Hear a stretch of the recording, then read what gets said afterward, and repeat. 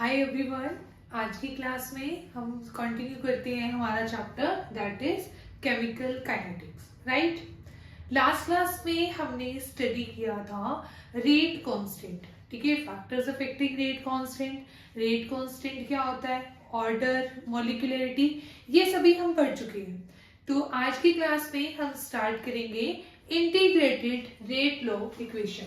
ठीक है, राइट, तो स्टार्ट करते हैं। सबसे पहले इंटीग्रेटेड रेट लॉ मेथड। ठीक है, ये ना हम जीरो ऑर्डर के लिए, फर्स्ट ऑर्डर और सेकंड ऑर्डर के लिए हम यहाँ पर इनकी डेरिवेशन भी करने वाले हैं। पर जो सेकंड ऑर्डर से about third order, fourth order, उसके लिए हम एक जनरल फॉर्मूला लिखेंगे on the basis of derivation. Right, तो वो फॉर्मूला फिर क्या होगा, रिमेनिंग जो आपके पास ऑर्डर 3 है, ऑर्डर 4 है, ऑर्डर 5 है, उसके लिए क्या होगा, हमारे लिए वैलिड होगा। राइट, तो देखिए इंटीग्रेटेड रेट लॉ मेथड में सबसे पहले हम कंसीडर करते हैं for zero order reaction,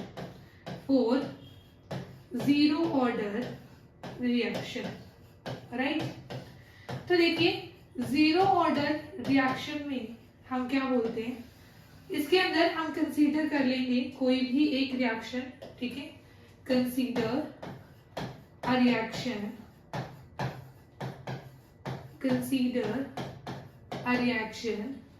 A to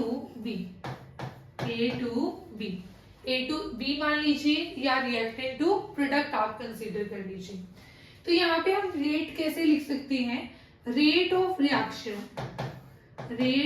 reaction in terms of concentration of reactant. मैं ये लिख रही हूँ, कैसे लिख सकते हैं, DA बाय में DT। साथ में रेट का एक्सप्रेशन क्या होता है, K इंटू A की पावर, यहाँ पे क्या लिख दूं, 0। ठीक है, K इंटू A की पावर 0। मान लीजिए इसके लिए रेट कांस्टेंट क्या है, K, तो हम ऐसे लिख सकते हैं। तो इन दो एक्सप्रेशन को इसको ले लेते हैं, क्योंकि देखिए नेम क्या है, integrated rate law method, means हमें इंटीग्रेशन करनी है, फाइंड आउट क्या करना है। यहाँ पे हमें एक तो करना है रेट कांस्टेंट फाइंड आउट, ठीक है, एक हमें करना है half life time find out, और एक हम टी लाइफ टाइम क्या करेंगे, यहाँ पर कैलकुलेट करेंगे। ठीक है, मेन तो हमारे पास ये दो पैरामीटर्स होते हैं, rate constant and half life time, but मैं आपको लाइफ टाइम भी बताऊंगी। राइट, ठीक है, तो यहाँ पे हमारे पास ये रेट ऑफ रिएक्शन हो गया। ठीक है, तो हम यहाँ पे इसको हमने इस तरीके से लिख लिया, DA बाय में DT is equal to K into A की power 0। Right, K into A की पावर 0।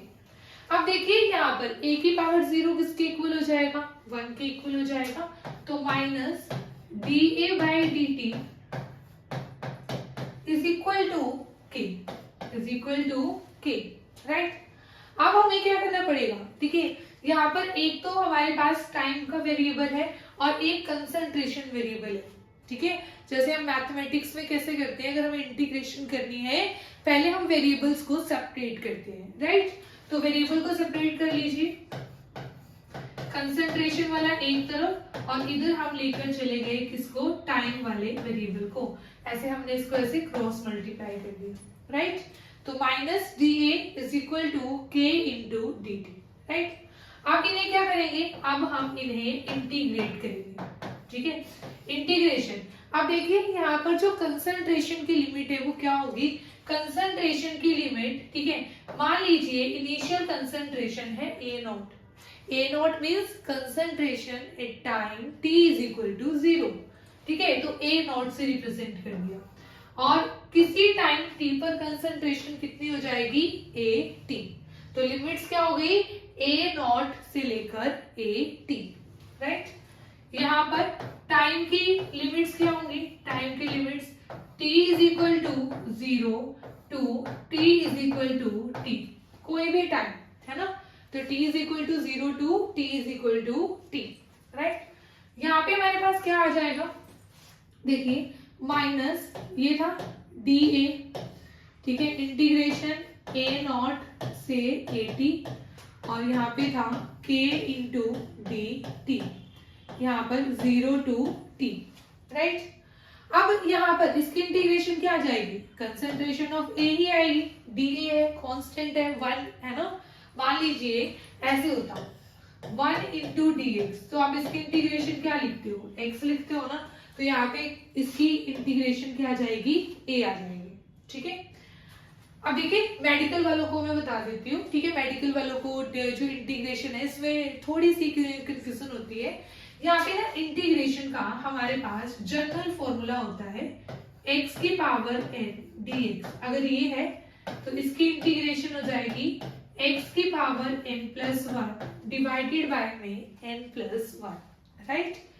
अब देखिए यहाँ पे आप कहोगे कि मैम 1 था, यहाँ पे क्या है, 1 को आप x की पावर 0 लिख सकते हो ना, x की पावर 0 हम लिख सकते हैं, तो यहाँ पे आंसर क्या आ जाएगा, x की पावर 0 प्लस 1 ओवर 0 प्लस 1, तो x ही तो आ गया, ठीक है। क्या आ गया जी, x आ गया, ठीक है। तो इसलिए हमने यहाँ पर a लिखा। अब इसकी लिमिट्स a नॉट से a t is equal to k into, यहाँ पे इसकी इंटीग्रेशन क्या आ जाएगी t, यहाँ पर t इज इक्वल टू 0 और यहाँ पर t is equal to t, ठीक है। तो k इंटू, अब देखिए पहले हम क्या पुट करते हैं, अपर लिमिट, फिर माइनस लोअर लिमिट। पहले अपर लिमिट पुट कर दीजिए, अपर लिमिट क्या है 80, तो a की जगह 80 minus lower limit a not, ठीक है। यहाँ पे भी ऐसे ही k इंटू, अब t की जगह पहले क्या पुट करना है, t पुट करना है अपर लिमिट, फिर t की जगह क्या पुट करना है 0 लोअर लिमिट, तो क्या आ गया हमारे पास at minus a not is equal to k into t, ठीक है। क्या आ गया, at minus a not is equal to k into t, right, ठीक है। अब यहां से हमारे पास, ठीक है, ये चीज आ गई, ठीक है, at minus a not is equal to k into t, right. तो यहाँ पे k की वैल्यू क्या आ गई, k की value 1 over t into at minus a not, at minus a not. तो ये हमारे पास वैल्यू हो जाएगी किसकी, रेट कांस्टेंट की, राइट। तो ये फॉर्मूला आपको टिप्स पे होना चाहिए, ठीक है, ये फॉर्मूला आपको लर्न होना चाहिए, ठीक है। एग्जाम पॉइंट ऑफ व्यू से हमें ये फॉर्मूला लर्न होना चाहिए, जहां पर हमारे पास k क्या है, k हमारे पास है जी रेट कांस्टेंट,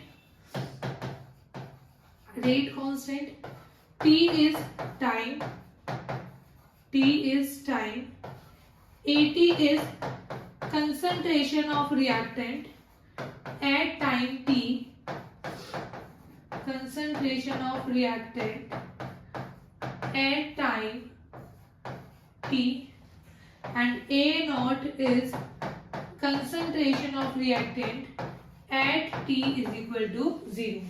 और इसे आप क्या लिख सकते हो, इनिशियल कंसंट्रेशन, कि मतलब जब रिएक्शन स्टार्ट ही नहीं हुई तो ये इनिशियल कंसंट्रेशन है रिएक्टेंट की, राइट। उसके बाद हमारे पास नेक्स्ट क्या आता है, नेक्स्ट हमारे पास आता है, ठीक है, यहाँ पर हाफ लाइफ टाइम। क्या आता है, हाफ लाइफ टाइम, ठीक है। अब हाफ लाइफ टाइम क्या होता है, हाफ लाइफ टाइम वो टाइम है जिसमें हमारा जो रिएक्टेंट की कंसंट्रेशन है वो बिल्कुल हाफ हो जाएगी। मान लीजिए आपने 10 मोल्स लिए, तो वो टाइम जिसमें, ठीक है, कंसंट्रेशन 5 बच जाएगी, 5 रह जाएगी, उसे हम क्या कहेंगे, that time is known as half life time, right. तो हाफ लाइफ टाइम क्या होता है, the time in which, the time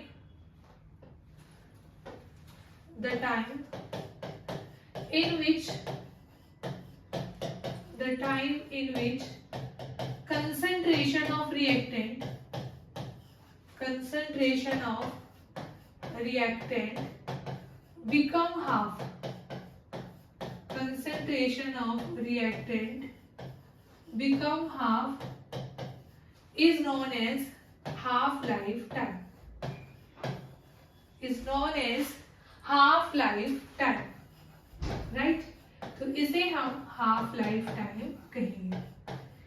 अब यहाँ पर अब हमें फाइंड आउट करना है हाफ लाइफ टाइम पर क्या होगा, ठीक है। हाफ लाइफ टाइम का फॉर्मूला यहाँ पर क्या आएगा, तो देखिए at t is equal to T half, मतलब जब टाइम हाफ हो गया तो हमने कहा कि जो कंसंट्रेशन है उस टाइम पर क्या हो जाएगी, इनिशियल कंसंट्रेशन की हाफ हो जाएगी। तो कंसंट्रेशन इन टाइम t किसके इक्वल हो जाएगी, इनिशियल कंसंट्रेशन की हाफ। मीन्स वहां पर हम 80 की जगह क्या पुट कर सकते हैं, a0 बाय में 2, ठीक है। तो 80 की जगह a0 बाय 2 पुट कर दी, k is equal to 1/t into, ठीक है। यहाँ पर हमारे पास एक चीज मिसिंग हो गई, एक चीज रह गई जी, ठीक है, सॉरी। यहाँ पे ये माइनस साइन था ना, ये माइनस साइन आएगा, ठीक है। तो ये माइनस और ये क्या हो जाएगा, प्लस, राइट। इसमें यहाँ पर थोड़ी करेक्शन कर लीजिए, सिर्फ साइन का चेंज है, यहाँ पे माइनस, यहाँ पे प्लस, यहाँ पे प्लस और ये क्या हो जाएगा, माइनस, ठीक है। मीन्स एक्सप्रेशन बनेगा, इसको मैं दोबारा ही लिख देती हूँ, a0 माइनस 80, ठीक है, a0 माइनस 80, यहाँ पर ऐसे लिख लीजिए a0 माइनस 80, राइट। अब देखिए ये a0 एज इट इज, अब 80 की जगह हम क्या पुट करेंगे, 80 की जगह यहाँ पर हम पुट करेंगे a0 बाय में 2, a0 बाय में 2। तो यहाँ से हमारे पास क्या आ जाएगा, यहाँ पे t हाफ पुट कर दीजिए, t की जगह क्या पुट करना है, t हाफ, ठीक है। तो हमारे पास जो फाइनल एक्सप्रेशन आ जाएगा वो आएगा 1/t half into a0 by में 2। a0 में से a0 बाय 2 गया तो a0 बाय 2 आएगा, ये आ गया। तो this implies t half is equal to a0 by में 2p, राइट, ठीक है। तो हमारे पास जीरो ऑर्डर के लिए हाफ लाइफ टाइम क्या आ जाएगा, a0 initial concentration divided by में 2k, राइट। तो ये हमारे पास दो चीजें आ गई है, एक तो आगे है रेट कांस्टेंट और एक क्या आ गया, हाफ लाइफ टाइम। अगेन ये भी आपके टिप्स पे होना चाहिए, ये फॉर्मूला ही टिप्स पे होना चाहिए, क्योंकि अदरवाइज अगर आप इस तरीके से डिराइव करके देखोगे तो आपको थोड़ा टाइम लग जाता है, राइट। बट देखिए यहाँ पे अगर आपको k के लिए एक्सप्रेशन लाना है तब तो इसमें तो कोई टाइम नहीं लगेगा, ठीक है। बट स्टिल मैं आपको यही सजेस्ट करूंगी कि आपको क्या होने चाहिए, ये फॉर्मूले टिप्स पे आपको याद होने चाहिए, ठीक है, सो दैट एग्जाम में हमारा कम से कम टाइम उस क्वेश्चन के लिए लगे, राइट। उसके बाद है ना हमारे पास नेक्स्ट क्या आता है, नेक्स्ट हमारे पास आता है जी, ठीक है, ये हो गया। अब उसके बाद हम बात करते हैं हाफ लाइफ टाइम की, ठीक है। हाफ लाइफ टाइम तो हो गया, लाइफ टाइम, लाइफ टाइम, ठीक है। तो चलिए लाइफ टाइम हमारे पास क्या होगा, थर्ड, ठीक है, लाइफ टाइम। अब देखिए जो लाइफ टाइम है ना इसको हम लिख देते हैं t 100%, t 100% मतलब जब पूरी रिएक्शन हो जाएगी, राइट। और यहाँ पर हमारे पास इसको हम क्या लिख सकते हैं, t हाफ लिख सकते हैं और we can write it as t 50%, ठीक है, कि मतलब वो टाइम जिसमें 50% रिएक्शन हमारी क्या हो जाती है, कंप्लीट हो जाती है, राइट। अब देखिए यहाँ पर 100% कंप्लीट रिएक्शन हो गई, कंप्लीट रिएक्शन हो गई, इसका मतलब हमारे पास कंसंट्रेशन इन टाइम t कितना बचा, 0, कि भाई कुछ बचा ही नहीं है ना, सारा का सारा, ठीक है। इनिशियल रिएक्टेंट किस में कन्वर्ट हो जाएगा, मान लो आपने 10 मोल लिए, 10 के 10 मोल रिएक्ट कर गए, तो एट टाइम t पर क्या कुछ बचेगा, नहीं बचेगा, क्योंकि उस टाइम पे पूरा का पूरा प्रोडक्ट बन चुका होगा, है ना। तो ये हो जाएगा, तो हमारे पास अभी एक्सप्रेशन में पुट कर दो k is equal to 1/t, ये था ना expression, a0 minus 80, a0 minus 80, तो यहाँ पे 80 0 हो जाएगा, तो यहाँ पे k is equal to 1/t into a0। तो ये लाइफ, ये क्या है हमारे पास, t लाइफ टाइम, तो t 100% लाइफ टाइम किसके इक्वल हो जाएगा, ए नॉट बाय में के, ठीक है। मतलब उसका क्या हो गया, डायरेक्टली डबल हो गया, है ना। वो ए नॉट बाय 2k था, उसका डबल कर दिया, तो आपके पास क्या आ गया, ए नॉट बाय में के। तो ये हमारे पास क्या है, लाइफ टाइम है, किसके लिए, ठीक है, for the completion of reaction के लिए, राइट। तो ये 3 फॉर्मूले आपको टिप्स पे होने चाहिए। मैं एक बार यहाँ पे राइट डाउन कर रही हूँ दोबारा से फॉर्मूले, आप भी राइट डाउन कर लीजिए। तो देखिए के लिए हमारे पास फॉर्मूला आया 1/t into A not minus A T, ठीक है। इसको ऐसे याद रखना कि मैंने ना ये कंफ्यूजन हो जाती है कि हमारे फॉर्मूले में ना, ठीक है, ए नॉट पहले था या ए टी पहले था, कई बार हमें A T minus A not याद रहता है। अगर ये याद रहा तो फिर हमारा आंसर गलत हो जाएगा। तो आपको ऐसे याद करना है जैसे कि अल्फाबेटिकली जो पहले आता है, ठीक है, ओ और टी में से अल्फाबेटिकली पहले कौन आता है, ठीक है, ओ आता है। तो ऐसे याद रख लेगा कि ए नॉट पहले आएगा और फिर हमारे पास क्या आएगा, टी आएगा, राइट। तो एक तो ये फॉर्मूला हो गया। दूसरा T half is equal to A naught by में 2k and T 100%, T life time is equal to A naught by में के, राइट।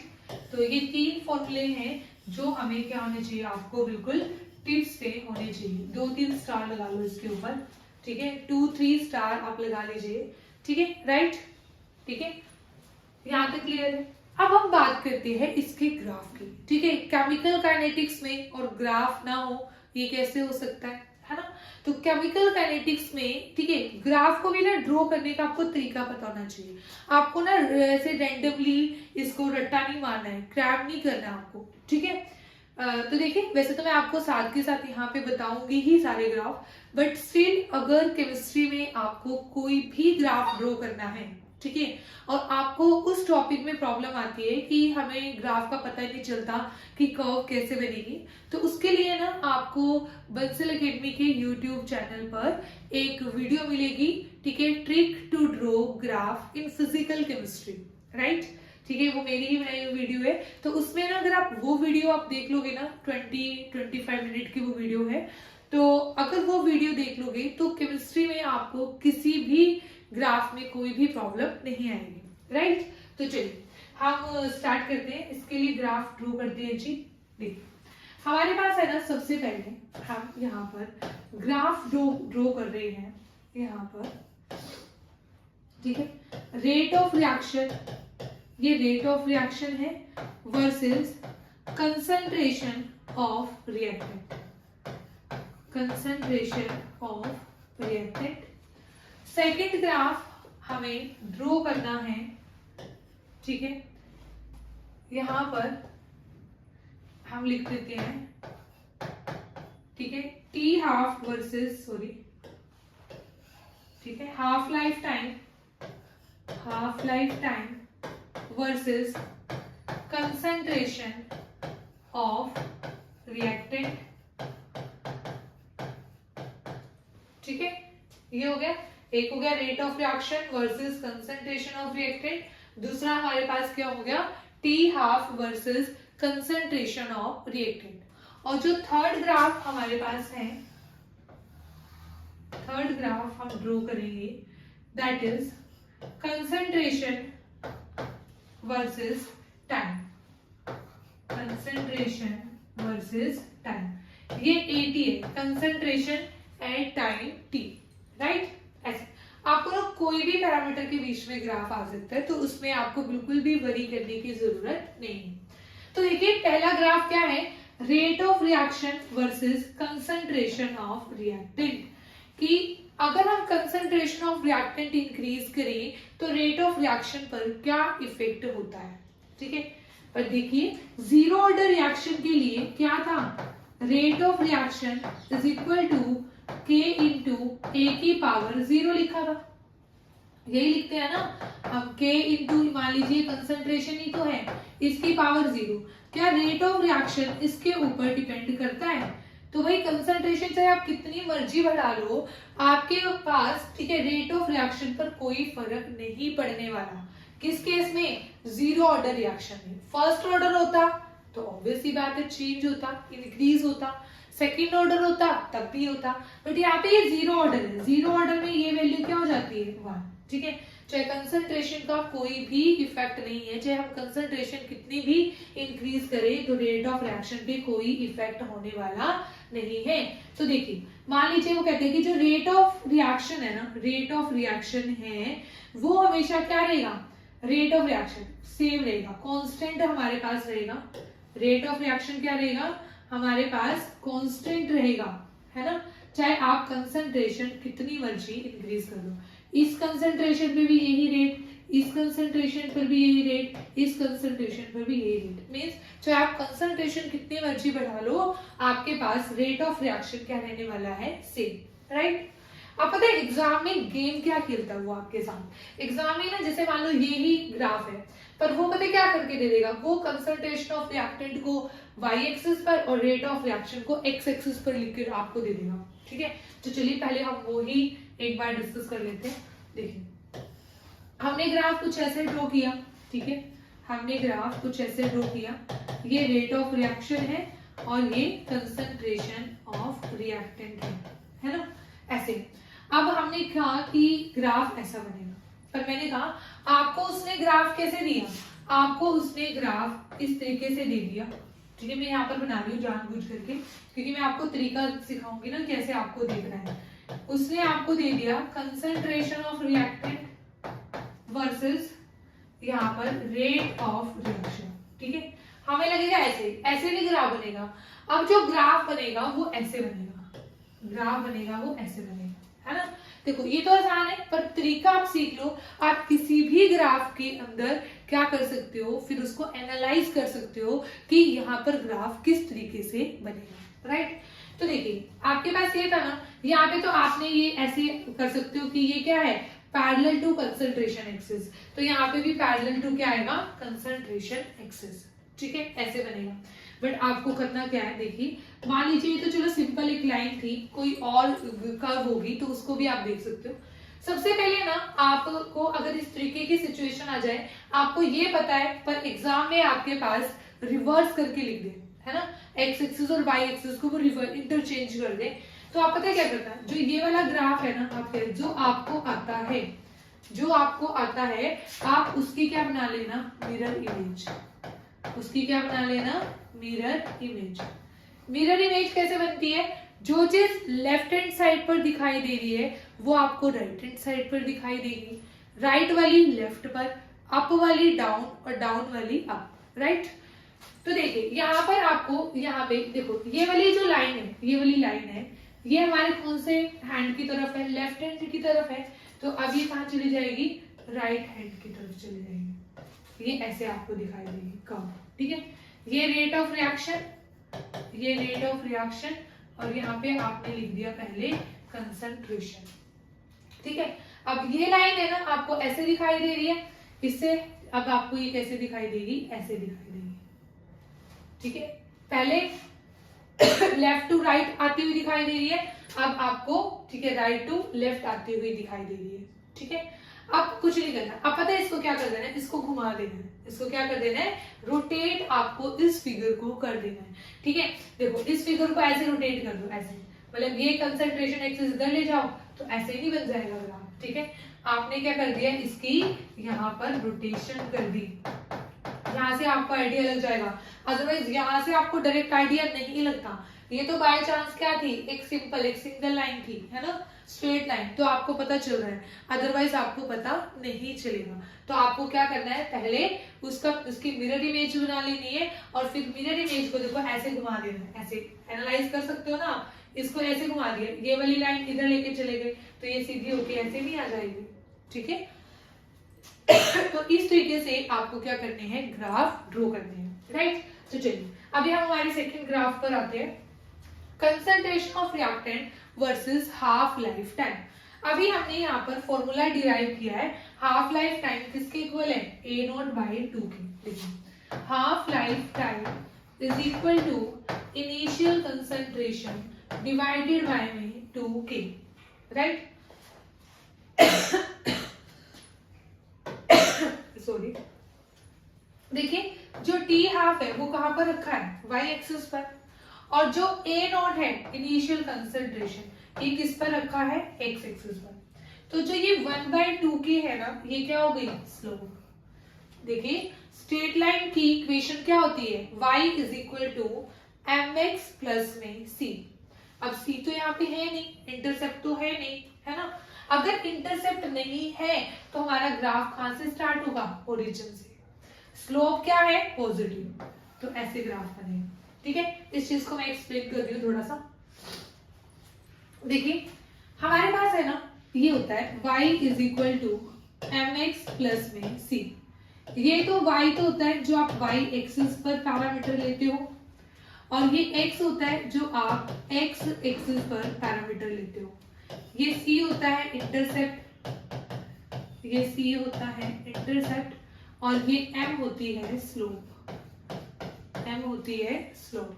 ठीक है, अब देखिए मान लीजिए हमारे पास क्या है, स्लोप पॉजिटिव है। ठीक है, पहले हम एक केस लेते हैं, केस नंबर 1।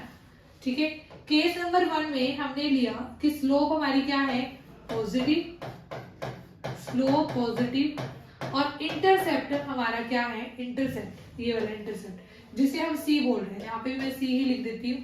ठीक है, इंटरसेप्ट क्या है जी, 0, इंटरसेप्ट 0। तो स्लोप पॉजिटिव में हमेशा ऐसे ऐसे ग्राफ बनेगा, ऐसे ऐसे अबव की तरफ, ये पॉजिटिव स्लोप को रिप्रेजेंट करता है।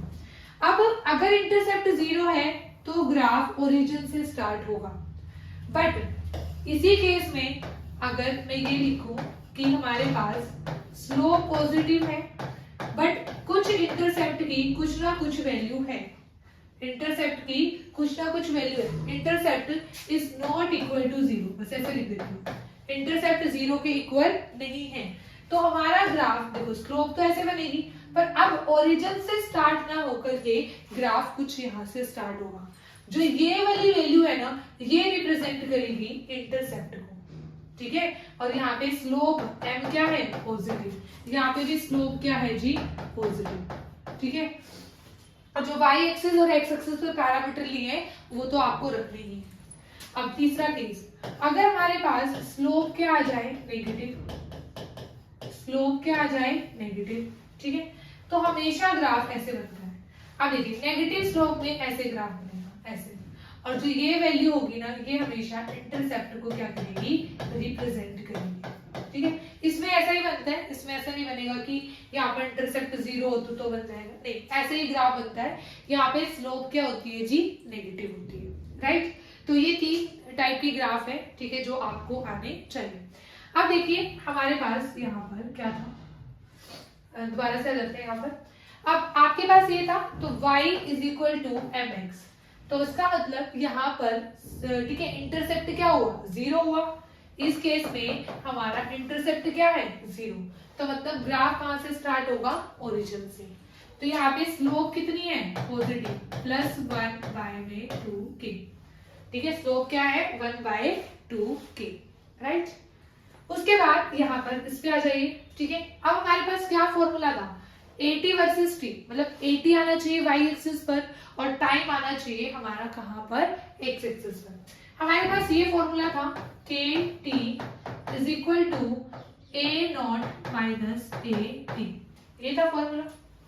अब 80 को इस साइड ले आइए, 80 is equal to a0 minus k into t। अब देखिए जो 80 है ना, 80 जो है वो आपने किस पे रखा है, y एक्सिस पर, टाइम किस पे रखा है आपने, x एक्सिस पर। ठीक है, तो ये क्या हो गई, स्लोप हो गई, और ये क्या हो गया, इंटरसेप्ट हो गया। स्लोप की वैल्यू क्या हुई यहाँ पर, स्लोप की वैल्यू है m is equal to minus k, और इंटरसेप्ट आपका है a0। तो स्लोप क्या हुई, नेगेटिव हुई ना स्लोप, तो स्लोप अगर नेगेटिव है तो ग्राफ कैसे बनेगा, लाइक दिस, तो ऐसे ग्राफ बनेगा। तो ये आपके पास क्या बन गया, a0, और यहाँ पर स्लोप क्या हो गई, माइनस k, स्लोप क्या हो गई जी, माइनस k। ठीक है, तो हमारे पास है ना, तो इसका ग्राफ किस तरीके से बन जाएगा, कुछ इस तरीके से हमारे पास यहाँ पर ग्राफ बन जाएगा, राइट।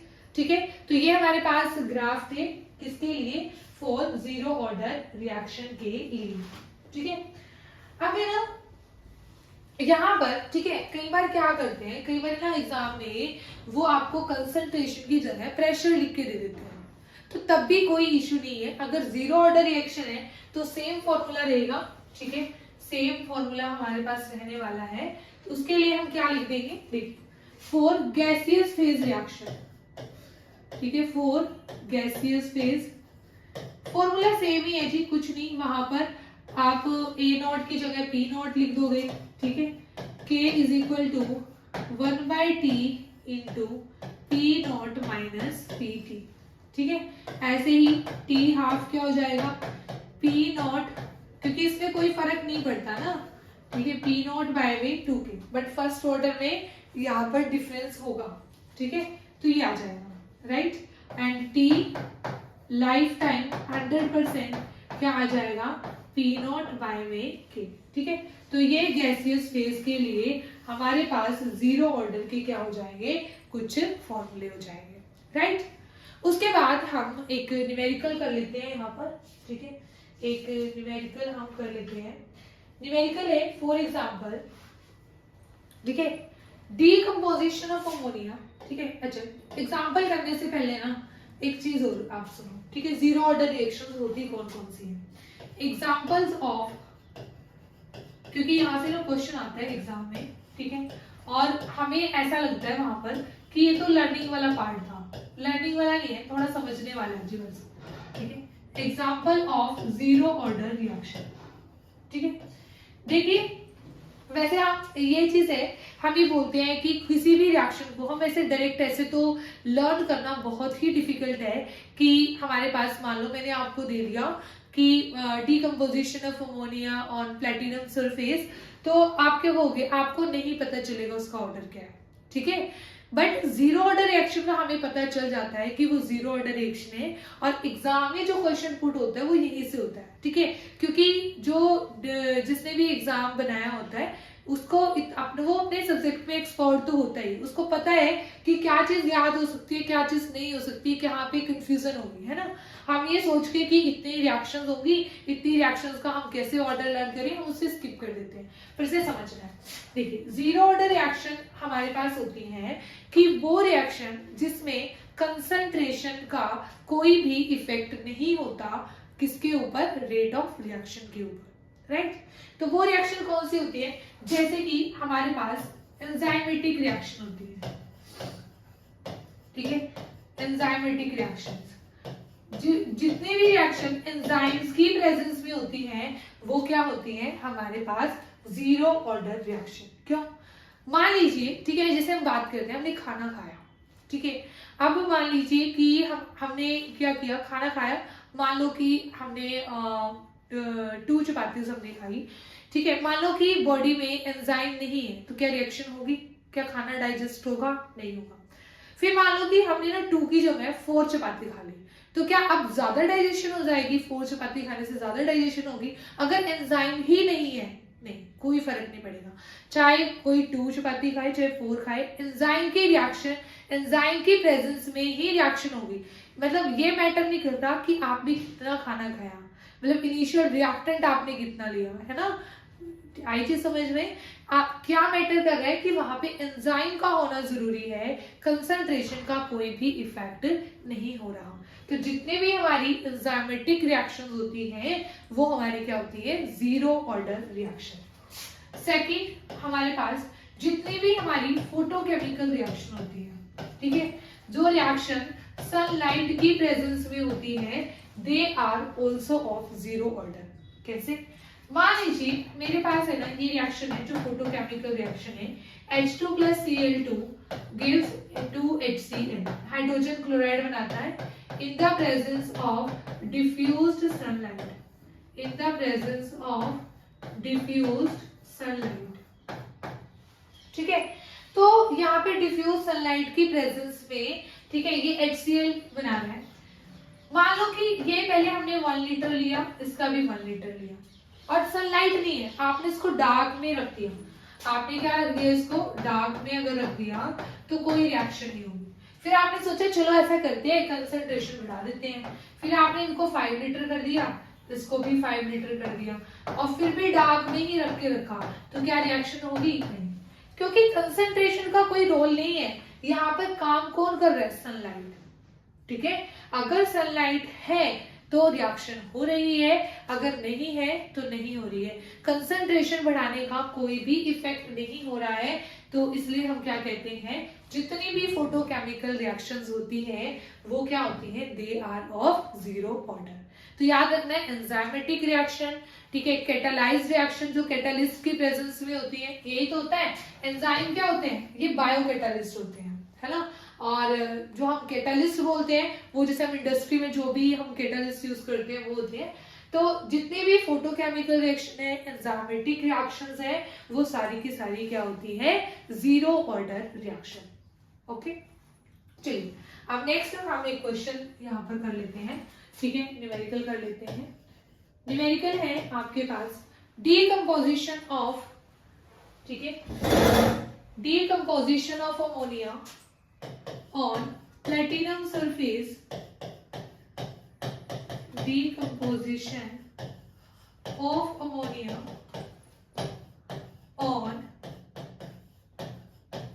platinum surface, ठीक है, कैसे है platinum surface? 2NH3, इसकी decomposition हो रही है platinum के surface पर N2 plus 3H2, N2 plus 3H2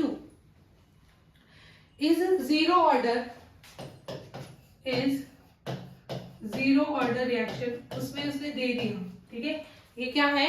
zero order, ठीक है, with rate constant 2.5 into 10 की पावर -4 मोल पर लीटर पर सेकेंड, ठीक है, 2.5 इंटू 10 की पावर -4, ठीक है, मोल पर लीटर पर सेकेंड। हमें क्या बताना है? हमें बताना है रेट ऑफ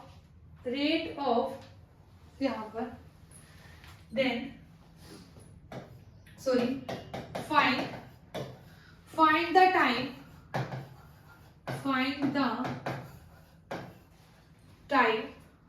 ठीक है, नहीं फाइंड द टाइम नहीं है, हाँ चलो ये ठीक है, find the time in which initial